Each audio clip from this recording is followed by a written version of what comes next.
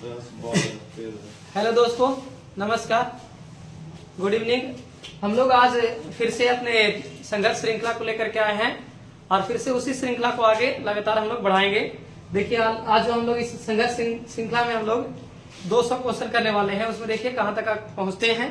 चलिए जल्दी से हम लोग क्या करेंगे, शुरू करते हैं, बिना टाइम व्यर्थ बिताए हुए शुरू करते हैं। चलिए ये सबसे पहला क्वेश्चन 211 नंबर क्या कहता है। तो पहला क्वेश्चन कह रहा है कि डीएनए फिंगरप्रिंट निम्न में से क्या है। डीएनए फिंगरप्रिंट जो है निम्न में से क्या है, आप लोग जवाब दीजिएगा कि निम्न में से क्या है।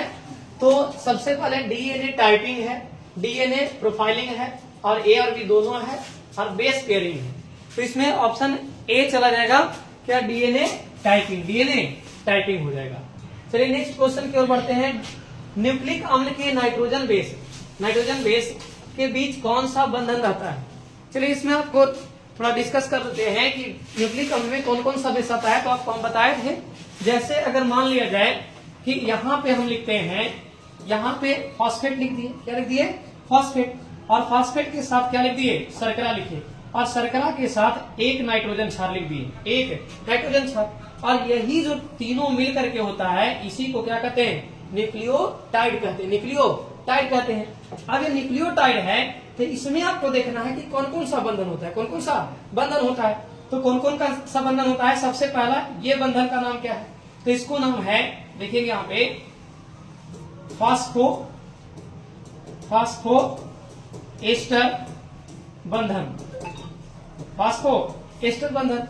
और ये जो बीच में है नाइट्रोजन और शर्करा के बीच में, नाइट्रोजन और शर्करा के बीच में, तो इसका नाम क्या है, इसको नाम है ग्लाइकोसिडिक, ग्लाइकोसिडिक नाम है। अब यहां से देखना है कि ये दोनों तो जान गए, लेकिन एक न्यूक्लियोटाइड अगर हम इधर से बनाते हैं, एक पेयर, इधर से एक है और एक इधर से, तो ये पेयर हो जाएगा, जोड़ा हो जाएगा। और यहाँ पे लिख दिए नाइट्रोजन, यहाँ पे शर्करा और यहाँ पे फॉस्फेट, सेम इधर में भी बंधन हो जाएगा। अब यहाँ से यहाँ पे बीच में जो बंधन होता है, बीच में जो बंधन होता है, कहीं पे यहाँ पे आपको दिखेगा ट्रिपल बॉन्ड दिखेगा, कहीं पे डबल बॉन्ड दिखेगा। तो इसी बंधन का नाम पूछ रहा है बच्चे, इसी बंधन का नाम पूछ रहा है। क्या पूछ रहा है इसमें, देखिए क्वेश्चन को पढ़ेंगे। न्यूक्लिक अम्ल के नाइट्रोजनी बेस के बीच कौन सा बंधन पाया जाता है। तो हमने बताया कि इधर जो फॉस्फेट और शर्करा के बीच में होता है, उसे कौन सा बंधन कहते हैं, तो उसे कहते हैं फास्फो एस्टर बंधन। और जो शर्करा और नाइट्रोजन क्षार के बीच में होता है, उसे ग्लाइकोसिडिक बंधन। अब यहाँ पे पूछ रहा है कि नाइट्रोजन और नाइट्रोजन यानी एक न्यूक्लियोटाइड इधर और एक न्यूक्लियोटाइड इधर, तो यहाँ पे ढूंढेंगे क्या होगा। तो बीच वाले को क्या कहते हैं, हाइड्रोजन बंधन, हाइड्रोजन बंधन कहते हैं। तो हाइड्रोजन बंधन यहाँ देखेंगे कि कहाँ पे है, तो हाइड्रोजन बंधन डी ऑप्शन, कौन सा ऑप्शन, डी ऑप्शन हो जाएगा। चलिए आगे देखते हैं, तो ये बात समझ में आ गया। नेक्स्ट क्वेश्चन देखते हैं, यहाँ पे नेक्स्ट क्या है, नेक्स्ट में है ओपेरॉन मॉडल क्या प्रदर्शित करता है। ऑपेरॉन मॉडल क्या होता है, ऑपेरॉन मॉडल के बारे में देखेंगे कि ऑपेरॉन मॉडल क्या होता है। तो ऑपेरॉन मॉडल जो होता है, यह है जीन नियंत्रण करने की विधि। इससे क्या किया जाता है, जीन नियंत्रण होता है। यानी जीन नियंत्रण किससे होता है, तो ऑपेरॉन मॉडल से होता है। किससे होता है, ऑपेरॉन मॉडल से होता है। अब यहाँ पे देखेंगे ऑप्शन कौन सा सही है, ऑप्शन कौन सा सही। एक और ही बात देखेंगे कि ऑपेरॉन मॉडल के बारे में कौन बताया था, ऑपेरॉन मॉडल के बारे में किसने बताया था। तो आप लोग बता सकते हैं, आप लोग कमेंट में बताइएगा। जेकब, क्या नाम था, जेकब नाम था, और मोनार्ड, जेकब मोनार्ड नाम था। ये दोनों ने मिलकर के ऑपेरॉन मॉडल के बारे में बताया था, ऑपेरॉन मॉडल के बारे में बताया था। अब यहाँ पे देखेंगे कि इसका ऑप्शन क्या सही है, तो जीन फंक्शन, क्या है सही, जीन फंक्शन। यह ऑपेरॉन मॉडल किसमें होता है, तो जीवाणुओं में होता है। किसमें, जीन नियंत्रण की विधि किसमें होता है, जीवाणुओं में होता है। और आगे देखेंगे कि जीन नियंत्रण के साथ साथ इसमें कौन कौन सा जीन पाया जाता है, कौन कौन सा जीन पाया जाता है। तो जीन कौन कौन सा, एक होता है ऑपरेटर, ऑपरेटर जीन, क्या होता है, ऑपरेटर, और प्रमोटर, और एक होता है संरचनात्मक, संरचनात्मक। ये तीनों होता है, ऑपरेटर, प्रमोटर और संरचनात्मक। 3 प्रकार के जीन होता है। ये 3 प्रकार के किसमें जीन होता है, ऑपेरॉन मॉडल में। और जैकब और मोनार्ड, जैकब और मोनार्ड, इससे भी याद रखिएगा कि ऑपेरॉन मॉडल को किसने खोज किया था, तो जैकब और मोनार्ड ने किया था। नेक्स्ट क्वेश्चन की ओर चलते हैं आगे। कि इनमें से कौन सा नाइट्रोजन बेस डीएनए में नहीं होता है, डीएनए में नहीं होता है। क्वेश्चन यहाँ पे देखिएगा, डीएनए में नहीं होता है पूछ रहा है बच्चे। तो आपको हम पीछे भी डिस्कस कराए हैं, क्या है यहाँ पे हम बताए थे ए, टी, जी और सी। ये है किसका बेस पेयर, तो ये है डीएनए का बेस पेयर, डीएनए का बेस पेयर। अगर देखेंगे कि आरएनए का बेस पेयर क्या होता है, तो ए, यू, जी, सी, यहाँ पे डबल बॉन्ड होता है, इसमें ट्रिपल बॉन्ड होता है। ये बात भी याद रखेंगे कि एडेनिन और थाइमिन के साथ डबल बॉन्ड होता है और ग्वानिन और साइटोसिन के साथ ट्रिपल बॉन्ड होता है। ये बात भी याद रखेंगे। बीच में जो है नाइट्रोजन क्षार के बीच में हाइड्रोजन बंधन होता है, नाइट्रोजन क्षार के बीच में हाइड्रोजन बंधन होता है। नेक्स्ट देखते हैं कि यहाँ पे ये डीएनए का बेस पेयर है और ये क्या है, आरएनए का बेस पेयर, आरएनए का बेस पेयर है। तो इसमें क्या पूछ रहा था, इनमें से कौन सा नाइट्रोजन बेस डीएनए में नहीं होता है। तो बताइए डीएनए में कौन सा नहीं है, ये यूरासिल। कौन है, यूरासिल जो है बच्चे, यहाँ पे आप देख रहे हैं यूरासिल, यानी यूरासिल नहीं होता है, यूरासिल नहीं होता है। किसमें होता है, ये आरएनए में होता है। यहाँ पे अब क्वेश्चन को देखेंगे इधर कि कौन सा नहीं होता है, तो यहाँ पे यूरासिल, कौन, यूरासिल होता है। आगे नेक्स्ट क्वेश्चन देखते हैं क्या कह रहा है यहाँ पे। अब देखिए नेक्स्ट में है एसिटाबुलेरिया। एसिटाबुलेरिया निम्न में से क्या है, एसिटाबुलेरिया क्या होता है। सबसे पहले इसको समझेंगे कि एसिटाबुलेरिया क्या है, एसिटाबुलेरिया क्या है। ध्यान देंगे इधर, चल गया। अब देखिए यहां ध्यान देंगे, एसिटाबुलेरिया क्या है, एसिटाबुलेरिया क्या है। यह एक प्रकार का क्या होता है, शैवाल होता है। क्या होता है, यह एक प्रकार का शैवाल है।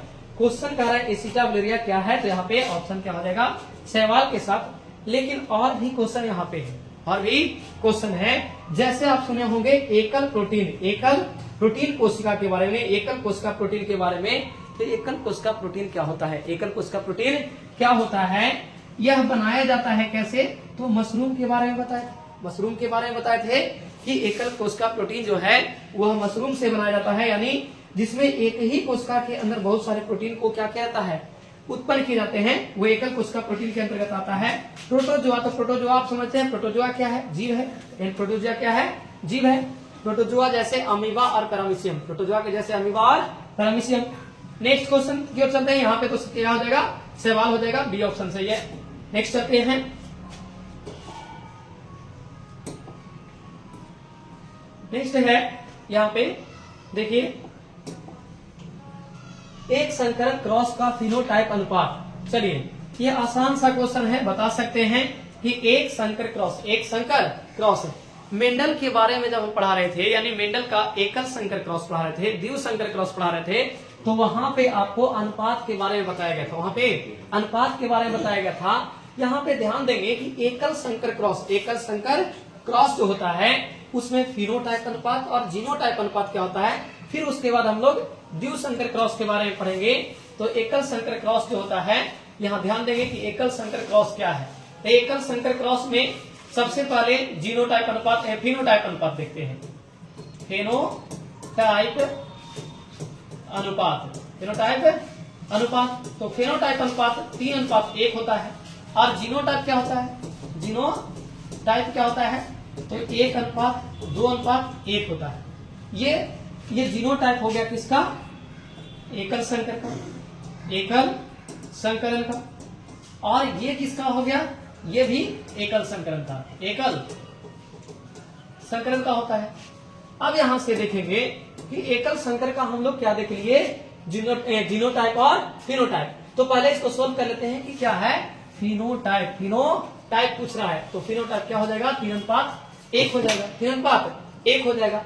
लेकिन इसी में अगर कह देता बच्चे कि द्विव संकरण को बताइए, यानी द्विव संकरण में फिनोटाइप बताइए, तो क्या आप जवाब देते हैं जी, द्विव संकरण में फिनोटाइप क्या होता है। तो आपको बताना है जल्दी से, 9:3:1 होता है।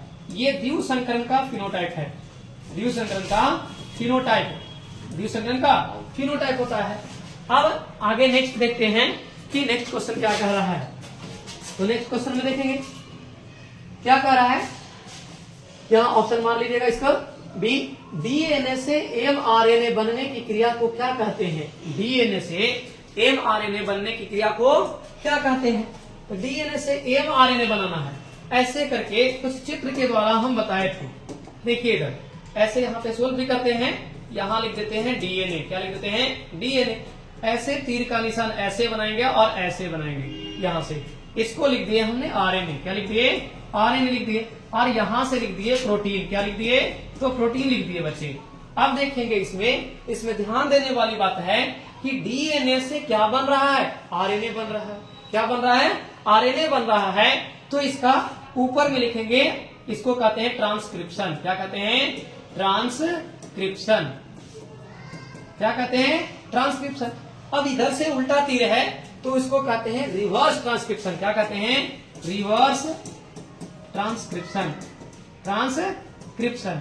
तो यहाँ पे दोनों बन गया कि आरएनए से जब हम लोग डीएनए बनाते हैं तो उसको रिवर्स ट्रांसक्रिप्शन, और डीएनए से जब आरएनए बनाते हैं तो उसको ट्रांसक्रिप्शन। यानी इसी को हिंदी में क्या कहते हैं, अनुलेखन। अनुलेखन, अनुलेखन कहते हैं, उल्टा अनुलेखन, और ये हो गया अनुलेखन। ठीक है। अब यहाँ भी बात है कि इस तीर का नाम क्या है, आरएनए से प्रोटीन, तो यहाँ पे हो जाएगा ट्रांसलेशन। क्या हो जाएगा, ट्रांसलेशन। यहाँ पे हो जाएगा ट्रांसलेशन कि आरएनए से जब हम लोग प्रोटीन बनाते हैं तो क्या कहलाता है, ट्रांसलेशन कहलाता है।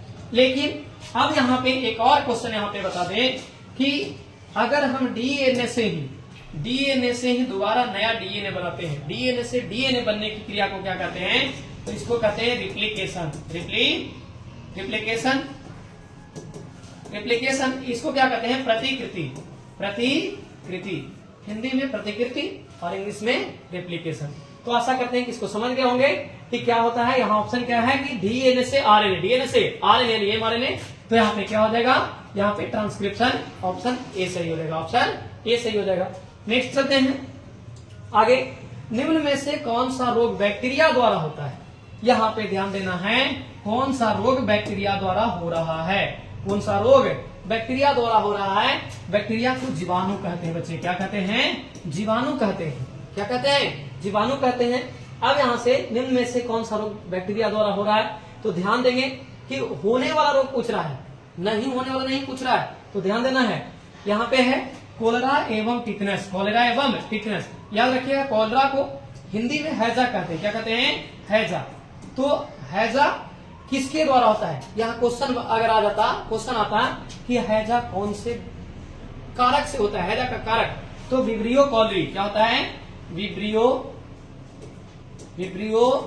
कॉलेरी, विब्रियो कॉलेरी होता है। टिटनेस तो क्लोस्ट्रीडियम टिटैनी, क्लोस्ट्रीडियम टिटैनी, टिटैनी से ही याद रखिएगा, रोग के नाम पे ही है टिटैनी, टिटैनी। यानी कोलेरा का कारक क्या है, कोलेरा का कारक क्या है, तो विब्रियो कॉलेरी। टिटनेस का क्या कारक है, तो टिटैनी। क्या है, टिटैनी यानी क्लोस्ट्रीडियम टिटैनी। अब है नेक्स्ट देखते हैं कि इसी में टाइफाइड एवं चेचक, तो ये तो आप जानते ही होंगे, salmonella typhi, salmonella typhi, salmonella typhi. यानी साल्मोनेला टाइफी जो जीवाणु है, बैक्टीरिया है, इसके द्वारा टाइफाइड होता है। और कोलेरा बता दिए कि कौन सा, तो विब्रियो कॉलेरी जीवाणु द्वारा, टिटनेस क्लोस्ट्रीडियम टिटैनी द्वारा। ये हो गया। अब चेचक यहाँ पे पूछ रहा है, चेचक, चेचक किसके द्वारा होता है, तो चेचक याद रखेंगे, यह विषाणु जनित रोग है। कैसा रोग है, विषाणु जनित रोग है, यानी यह वायरस से होने वाला रोग है। और याद रखेंगे बेरियोला वायरस, बेरियोला वायरस द्वारा क्या होता है, चेचक होता है। बेरियोला वायरस द्वारा चेचक होता है। अब है टिटनेस, यहाँ भी है मम्स। मम्स जो है यह भी किससे होने वाला रोग है, तो यह भी जो है यह वायरस से होने वाला रोग है। किससे, वायरस से होने वाला रोग है। अब कहा कि हर्पिस, क्या है, हर्पिस, ये भी वायरस से होने वाला रोग है। इससे वायरस से herpes simplex virus, herpes simplex virus. यहाँ से एक और क्वेश्चन बन सकता है बच्चे कि एसटीडी, हर्पिस जो है वो क्या है, एसटीडी यानी लैंगिक संचारित रोग, सेक्सुअली ट्रांसमिटेड डिजीज। यानी यहाँ पे हर्पिस क्या हो जाएगा, तो लैंगिक संचारित रोग है, यौन संचारित रोग भी कहते हैं। आगे है एड्स, क्या है, एड्स। यहां से पहला क्वेश्चन की एड्स का पूरा नाम बता दीजिए, एड्स का पूरा नाम बता दीजिए। तो एड्स का पूरा नाम क्या होता है? Acquired immune deficiency syndrome, acquired immune deficiency syndrome. अब इसमें यहां पे पूछ देता HIV, क्या पूछ देता? HIV पूछ देता कि HIV का पूरा नाम बता दीजिए। तो human immuno deficiency syndrome, human immuno deficiency syndrome होता है। अब यहाँ पे क्वेश्चन क्या कह रहा है कि बैक्टीरिया द्वारा होने वाला रोग, बैक्टीरिया द्वारा होने वाला रोग। तो यहाँ पे भी एक वायरस वाला आ जा रहा है, ये तो टोटली वायरस है। अब यहाँ पे देख लेते हैं कि टिटनेस तो है यहाँ से बैक्टीरिया से होने वाला, लेकिन मम्प्स जो है वायरस से होता है। तो कौन सा हो जाएगा, कौन सा रोग यहाँ पे है? दोनों है, जो किससे? बैक्टीरिया से हो रहा है। तो ऑप्शन ए सही होगा बच्चे, ऑप्शन ए सही होगा। इसमें कई सारे क्वेश्चन का डिस्कस किए, आप लोग ध्यान दीजिएगा इसका। आगे नेक्स्ट चलते हैं। अंग प्रत्यारोपण में अंग को किस अनुक्रिया द्वारा अस्वीकार किया जा सकता है? अंग प्रत्यारोपण इंग्लिश में कहते हैं ऑर्गन ट्रांसप्लांट, ऑर्गन ट्रांसप्लांट कहते हैं। अंग को ट्रांसप्लांट करना यानी बदला जाता है, क्या कहता है? बदला जाता है। जब हम बदलते हैं अंग को, किसी अंग को, खराब होने वाले अंग को लगाते हैं, दूसरे अंग लगाते हैं, तो उसको ऑर्गन ट्रांसप्लांट कहते हैं। अब यहाँ पे देखेंगे कि अंग में किस अनुक्रिया द्वारा अस्वीकार किया जा सकता है। तो यहाँ पे ऑप्शन क्या है? ऑप्शन है पेसिव ह्यूमन अनुक्रिया, पेसिव ह्यूमन अनुक्रिया, इनेट ह्यूमन अनुक्रिया, और क्या है? ह्यूमरल ह्यूमन अनुक्रिया, और सेल इमिडिएट ह्यूमन अनुक्रिया। अब यहाँ पे ऑप्शन देखेंगे क्या होगा। तो ऑप्शन होगा डी, ऑप्शन क्या होगा? डी होगा। यहाँ पे क्या होगा? ऑप्शन डी होगा, याद रखेंगे। अब नेक्स्ट चलते हैं। इसमें ज्यादा कुछ वैसा क्वेश्चन था नहीं कि इसको डिस्कस किया जाए। आगे है सिरोसिस। अब यहाँ पे सबसे पहला बात आता है सिरोसिस क्या है? सिरोसिस क्या है? क्वेश्चन इसमें अगर पूछ दिया जाए कि सिरोसिस क्या है, किसके, सिरोसिस किसके ज्यादा सेवन से हो सकता है? सिरोसिस किसके ज्यादा सेवन से हो सकता है? तो पहले आपको जानना है कि सिरोसिस क्या है, क्योंकि आपको पता होना चाहिए कि जब आप ऑब्जेक्टिव बनाते हैं और ऑब्जेक्टिव जब सोल्व करते हैं, तो जो लड़का, जो बच्चे ऑब्जेक्टिव बनाते हैं वही सब्जेक्टिव बना सकता है। क्यों? क्योंकि ऑब्जेक्टिव का डायरेक्ट कनेक्शन जो होता है सब्जेक्टिव से होता है, कहीं ना कहीं थ्योरी से ही निकल के आया। तो आप बता सकते हैं सिरोसिस क्या है। इसका आंसर क्या है आगे बताएंगे। सबसे पहले इसको देखेंगे कि सिरोसिस क्या होता है। तो यकृत खराब जब हो जाता है, यकृत में होने वाला एक बीमारी है, यकृत में होने वाला एक बीमारी है, यह जो सिरोसिस कहलाता है। अब यहाँ डायरेक्ट आप जानते होंगे, सबको बोलचाल की भाषा में आप सुनते होंगे कि अगर शराब पिएगा तो क्या खराब हो जाएगा? लीवर खराब हो जाएगा। क्या खराब हो जाएगा? लीवर खराब हो जाएगा। यानी सिरोसिस यकृत में होने वाला बीमारी है। और यहाँ पे क्या हो जाएगा ऑप्शन बच्चे? तो एल्कोहल हो जाएगा। क्या हो जाएगा? एल्कोहल हो जाएगा यहाँ पे। अब नेक्स्ट है इसी जगह पे आगे देखते हैं अगला क्वेश्चन क्या है। सामान्य जुकाम को एंटीबायोटिक से ठीक नहीं किया जा सकता है, क्योंकि इसमें क्या होता है? यानी एंटीबायोटिक से क्यों नहीं ठीक किया जा सकता है? एंटीबायोटिक से ठीक क्यों नहीं किया जा सकता है? तो ध्यान देंगे कि सामान्य जुकाम को एंटीबायोटिक से ठीक नहीं किया जा सकता है। ऑप्शन देखते हैं क्या है ऑप्शन में। यहाँ पे है ऑप्शन, यह वायरस से होने वाला है। यानी सामान्य जुकाम जो होता है किससे होता है, इसको जानना है। सामान्य जुकाम किससे होता है? तो सामान्य जुकाम जो होता है यह वायरस से होता है। किससे होता है? वायरस से होता है। ये वही बात ध्यान रखना है, वायरस से। किससे होता है? वायरस से होता है। अब वायरस से होता है, जो भी रोग अगर वायरस से होगा, जो भी रोग अगर वायरस से होगा, तो उसको हम किससे ठीक नहीं कर सकते हैं? एंटीबायोटिक से ठीक नहीं करते हैं। क्यों? क्योंकि एंटीबायोटिक से किस रोग को ठीक किया जाता है? तो जो जीवाणु से होता है, जो रोग जीवाणु से होगा उसको एंटीबायोटिक द्वारा ठीक किया जाता है, ना कि एंटीबायोटिक द्वारा वायरस वाले रोग को ठीक नहीं किया जा सकता है। तो यहाँ पे ध्यान देंगे कौन सा ऑप्शन सही हो जाएगा? ए ऑप्शन सही हो जाएगा। कौन ऑप्शन सही हो जाएगा? ए ऑप्शन सही हो जाएगा। नेक्स्ट चलते हैं।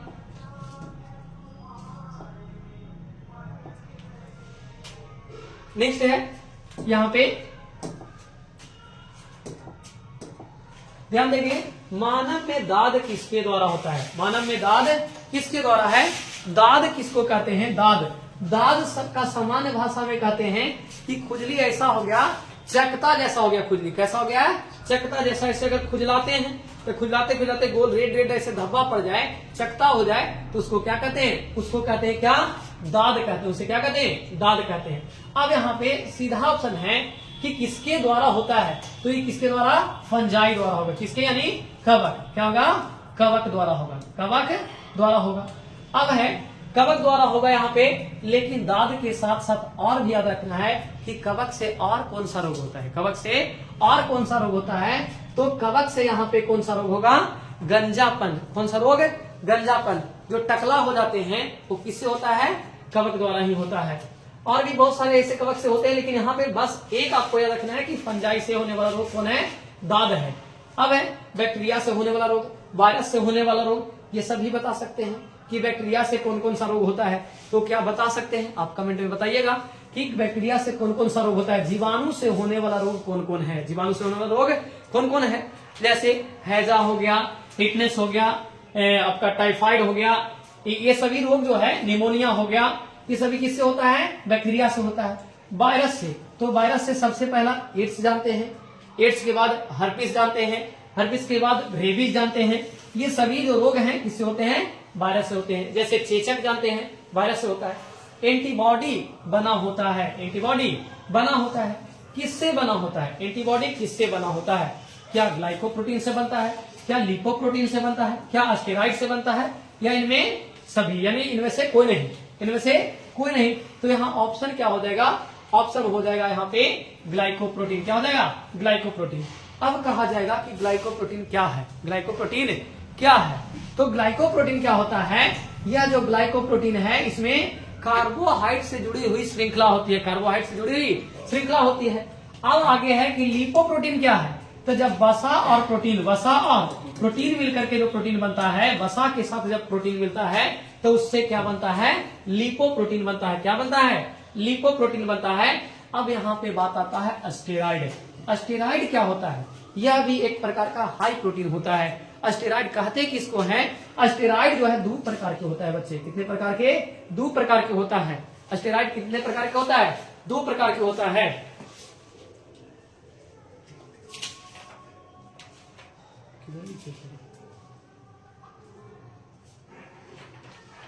अब देखिए स्टेरॉइड 2 प्रकार के होता है। एक है क्या, तो कार्टिको स्टेरॉइड, कार्टिको स्टेरॉइड, कार्टिको स्टेरॉइड, कार्टिको स्टेरॉइड है। और कार्टिको स्टेरॉइड के anabolic, anabolic steroid, anabolic steroid और कार्टिको स्टेरॉइड में अंतर क्या है। कार्टिको स्टेरॉइड जो है यह सूजन को कम करने के लिए, मांसपेशियों को सूजन को कम करने के लिए या फिर कुछ औषधियों के लिए किया जाता है।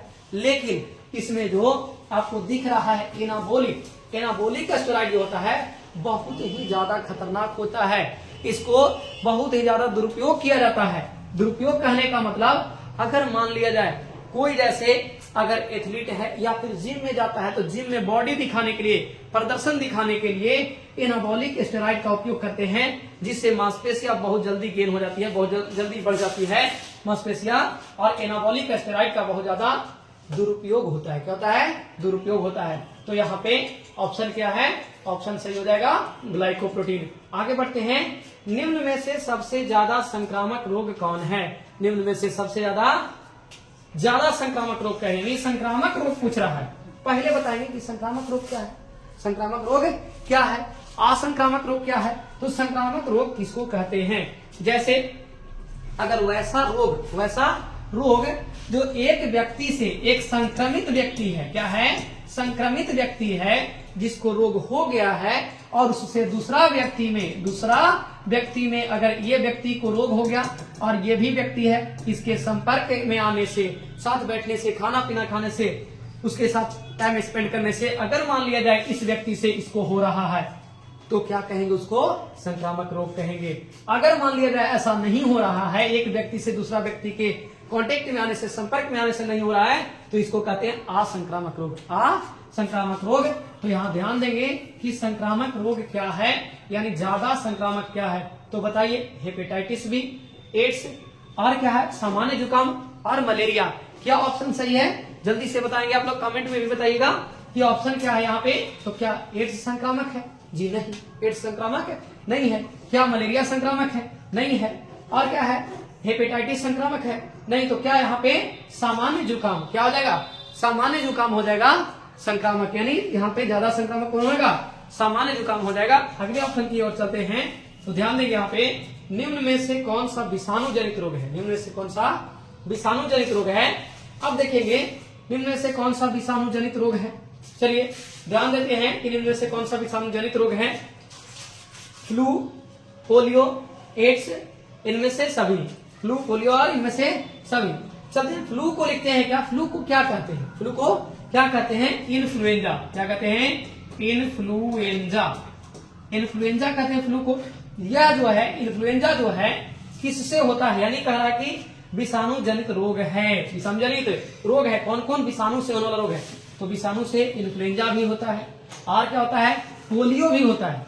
आप लोग बताएंगे कि पोलियो, कमेंट में आप लोग बताएंगे कि पोलियो के लिए कौन सा टीका लगाया जाता है, कौन सा टीका लगाया जाता है। तो कौन सा टीका लगाया जाता है, OPV, OPV, oral polio vaccine, OPV, OPV यानी ओरल पोलियो वैक्सीन, ये लगाया जाता है पोलियो के टीका, पोलियो के टीका लगाया जाता है। अब है एड्स, यहाँ पे एड्स किससे तो होता है, अब पहले भी देखें अगले क्वेश्चन में कि एचआईवी द्वारा एड्स होता है, यानी तीनों के तीनों क्या है, इसमें तीनों के तीनों रोग दिख रहा है कि एड्स यानी इसमें वायरस से होने वाला है। तो डी ऑप्शन सही हो जाएगा, क्या हो जाएगा, डी ऑप्शन सही हो जाएगा इनमें से सभी। अब नेक्स्ट चलते हैं, नेक्स्ट क्वेश्चन की ओर चलते हैं। विडाल टेस्ट निम्नलिखित में से किस रोग की पहचान है, किस रोग के पहचान के लिए किया जाता है, यानी कौन सा विडाल टेस्ट क्यों किया जाता है, कौन सा रोग को पहचानने के लिए किया जाता है। तो चलते हैं देखते हैं, पहला है टाइफाइड, दूसरा है टीबी और तीसरा जो है कैंसर और कुष्ठ रोग। तो यहाँ पे देखते हैं कि टाइफाइड के लिए कौन सा टेस्ट, तो विडाल टेस्ट किया जाता है, टाइफाइड के लिए विडाल टेस्ट किया जाता है। बाकी अगर आपको देखा जाए टीबी के लिए, तो टीबी में बलगम जांच किया जाता है, टीबी में बलगम जांच किया जाता है, यानी टीबी में बलगम जांच करके बताया जाता है कि आपको टीबी है कि नहीं। इसमें टीबी से बलगम जांच करने से पता चलता है कि उसमें माइक्रोबैक्टीरियम ट्यूबरकुलोसिस, माइक्रोबैक्टीरियम ट्यूबरकुलोसिस नामक जीवाणु आ जाता है, तो वह पता चल जाता है कि उसको क्या हो गया है, क्या हो गया है, टीबी हो गया है। अगर कैंसर, तो कैंसर है ब्लड जांच के द्वारा, एक्सरे हो गया, एमआरआई हो गया, सीटी स्कैन हो गया, ये सभी द्वारा कैंसर को पता किया जाता है। कुष्ठ रोग यानी कोढ़ बीमारी कहते हैं इसको, लेप्रोसी कहते हैं, क्या कहते हैं, लेप्रोसी कहते हैं। कुष्ठ रोग इसको कोढ़ी वाला बीमारी कहते हैं। ये तो देखकर ही बता दिया जा सकता है कि है, तो इसमें ऑप्शन क्या हो जाएगा, विडाल टेस्ट टाइफाइड के लिए किया जाता है, किसके लिए, टाइफाइड के लिए किया जाता है। आगे है नेक्स्ट कि कोलेस्ट्रम में पाया जाने वाला एंटीबॉडी का प्रकार है, कोलेस्ट्रम में कौन सा पाया जाता है, कोलेस्ट्रम में पाया जाने वाला एंटीबॉडी का प्रकार कौन है। तो आप जानते हैं कि विटामिन से ही संबंधित है, जैसे आपको बताया थे कि हरा गोल्डन राइस जो होता है, गोल्डन राइस, तो विटामिन ए होता है यहाँ पे। तो आपको बताए थे ए क्या है, ए यहाँ पे ऑप्शन हो जाएगा सीधा सा। मधुमक्खी पालने के लिए मधुमक्खी के किस किस्म का सबसे अधिक पालतू बनाया जा सकता है, यानी यहाँ पे ध्यान देने वाली बात है मधुमक्खी के बारे में कि कौन सा मधुमक्खी है जिसको अधिक से अधिक क्या किया जा सकता है, पालतू बनाया जा सकता है, यानी पालने के लिए सबसे ज्यादा उपयोग किया जाता है। तो Apis indica, Apis mellifera, Apis dorsata, Apis florea, यानी इनमें से चारों जो है यह मधुमक्खी का ही प्रजाति है। आप इस ऑप्शन को याद भी रखेंगे। अगर आपको 2 नंबर वाला क्वेश्चन में अगर पूछा जाता है कि बताइए आप लोग मधुमक्खी के प्रजातियों का नाम बताइए, तो आप इसे क्या कर सकते हैं, लिख सकते हैं। इसका ऑप्शन क्या होगा सही, तो सही ऑप्शन है एपिस इंडिका, एपिस इंडिका है सही ऑप्शन ए। लेकिन मधुमक्खी से संबंधित कुछ और अगर डिस्कस किया जाए कि मधुमक्खी जो होता है, मधुमक्खी उसको पालन को, मधुमक्खी पालन को क्या कहते हैं, बी कीपिंग, क्या कहते हैं, बी कीपिंग कहा जाता है, यानी उसे एपी कल्चर कहा जाता है। मधुमक्खी पालन को क्या कहा जाता है, एपी कल्चर कहा जाता है। आप लोग ये कमेंट करेंगे कि मधुमक्खी पालन को क्या कहा जाता है, एपी कल्चर। और ये मधुमक्खी पालन में हम लोग और समझते हैं कि मधुमक्खी जो है यह कितने प्रकार की होती है। अगर मान लिया जाए एक छत्ता है, एक ऐसे छत्ता है और इस छत्ते में क्या लगे हुए हैं, मधुमक्खी है, तो क्या बता सकते हैं कि मधुमक्खी में यानी छत्ता में कितने प्रकार की मधुमक्खियां होती है। तो आते हैं, देखते हैं यहाँ पे कि सबसे पहले जो होती है, इसमें सबसे जो बड़ी और नेतृत्वकर्ता जो होती है उसको क्या कहा जाता है, रानी मधुमक्खी यानी रानी मक्खी कहा जाता है, रानी मक्खी कहा जाता है। ये क्या होती है, तो मादा मक्खी है, ये क्या है, मादा है, और ये मादा जो है प्रजनन करने वाली मादा है, यानी कहने का मतलब यही रानी मक्खी है जो अंडे देती है, रानी मक्खी अंडे देती है बच्चे। आगे जो है, आगे देखते हैं कि इसी में श्रमिक मक्खी, श्रमिक या सैनिक या फिर कार्यकर्ता या फिर इसको देख रेख करने वाला कह सकते हैं कि श्रमिक मक्खी कौन है, तो श्रमिक जो होता है उसको कहते हैं मादा मक्खी। क्या कहते हैं, मादा मक्खी ही होती है, लेकिन यह बंध होती है। क्या होती है बच्चे, बंध होती है। बंध का मतलब यह जनन क्षमता, इसमें अंडा उत्पन्न करने की क्षमता नहीं होती है। अब इसके बाद आता है तीसरा प्रकार की मक्खी जिसको कहते हैं नर मक्खी। क्या कहते हैं, नर मक्खी कहते हैं। नर मक्खी जो है वह नर लार्वा उत्पन्न करते हैं, और नर लार्वा, नर का लार्वा और जो रानी मक्खी का जो लार्वा है, ये दोनों मिलकर के जो निषेचित अंडे बनते हैं, निषेचित अंडे जो बनते हैं उसी से मादा मक्खी का निर्माण होता है। उसी से क्या निर्माण होता है, मादा मक्खी का निर्माण होता है। यानी मादा मक्खी अगर कहा जाए कि उसका निर्माण कैसे हो रहा है, तो नर का लार्वा, नर मक्खी का लार्वा जो है, और फिर मादा मक्खी का, मादा मक्खी का जो लार्वा है, यानी इसमें रानी मक्खी कह देंगे। कौन सा मक्खी, रानी मक्खी। और इसी से निषेचित जो होता है, निषेचित अंडा जो बनता है, वह निषेचित अंडा ही क्या बनता है, मादा मक्खी बनता है। और अगर मान लिया जाए रानी मक्खी अंडा दी, अंडा बनाई, और यह अंडा अनिषेचित है, यानी बिना निषेचन के है, यही अंडा नर मक्खी में विकसित होगा। यही अंडा किसमें विकसित होगा, नर मक्खी में विकसित होगा। तो मधुमक्खी पालन से संबंधित इसको बातें याद रखेंगे। मधुमक्खी का पालन जो है वह सबसे ज्यादा कहाँ किया जाता है, तो बिहार में सबसे ज्यादा मुजफ्फरपुर जिले में किया जाता है। बिहार में सबसे ज्यादा मुजफ्फरपुर जिले में किया जाता है। क्यों किया जाता है, इसका रीजन क्या है। जैसे मुजफ्फरपुर जिले में कौन सा गांव है जो सबसे अग्रिम है, यानी सबसे आगे है, तो सबसे आगे कौन सा है, तो आप ध्यान देंगे कि मुजफ्फरपुर जिला में सबसे, मुजफ्फरपुर आगे गौचहा गांव, मुजफ्फरपुर का गौचहा गांव है जो मधुमक्खी पालन में सबसे आगे है। और वहां लीची पाया जाता है बच्चे। क्या पाया जाता है, लीची। लीची जो है यह पाया जाता है कहाँ, मुजफ्फरपुर में सबसे ज्यादा लीची होता है। और लीची का फूल जो है वह मधुमक्खी के लिए सबसे प्रिय होता है, सबसे प्रिय होता है, उसको शहद बनाने में आसान होता है। अब इसी में आपको 5 नंबर वाला क्वेश्चन जब या 2 नंबर वाला क्वेश्चन पूछेगा तो उसमें मधुमक्खी पालन के बारे में पूछ सकता है कि मधुमक्खी पालन से फायदा क्या है, उसको क्यों किया जाता है, कैसे किया जाता है, ये सारी बातें भी आप ध्यान में रखेंगे। चलते हैं आगे, नेक्स्ट क्वेश्चन की ओर चलते हैं।